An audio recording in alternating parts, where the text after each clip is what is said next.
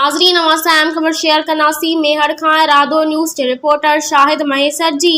मेहर जे मिठी माछी जा रहवासी अदालत में प्यार जो परणो करे छॾियो।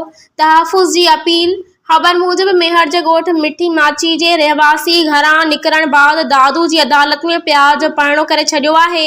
घरां निकिरी प्यार जो परणो कंदड़ ॻोठ मिठो माछी जे रहवासी नौजवान सरफराज़ सोलंकी ऐं दरबेलो जी रहवासिण नारी तानिया मशोरी तहफ़ुज़ जी अपील कई आहे।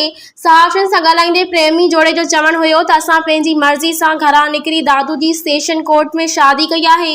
जंहिं बाद जवाबदार पठान सोलंकी, हारून सोलंकी, सिकंदर मशोरी, अल्लाह वरायो मशोरी, नादिर मशोरी ऐं ॿिया असांजे पोयां पइजी विया आहिनि।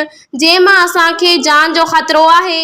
असांजा माइट असां ते कूड़ा केस दाख़िल करे रहिया आहिनि। असांजी जान खे ख़तरो आहे। हिननि घुर कई आहे त जवाबदारनि ख़िलाफ़ कार्रवाई करे असांखे तहफ़ुज़ ॾिनो वञे त जीअं असां पंहिंजी मर्ज़ी मुताबिक़ ज़िंदगी गुज़ारे सघूं। अस्सलाम वालेकुम, मैं हूं आमिर हुसैन अल रहीम मार्केटिंग की तरफ से। फरहान अली वारिस सिटी जो कि सेफ एंड सिक्योर प्रोजेक्ट है और तमाम इदारों से मंजूर शुदा है। प्री लॉन्चिंग के बाद अब करने जा रहे हैं अपने प्रोजेक्ट को लॉन्च। प्री लॉन्चिंग रेट्स जो कि 180 गज का प्लॉट 3,36,000 का था और उसकी इंस्टॉलमेंट थी 5,600 और अब करने जा रहा है इसको 5 लाख पे।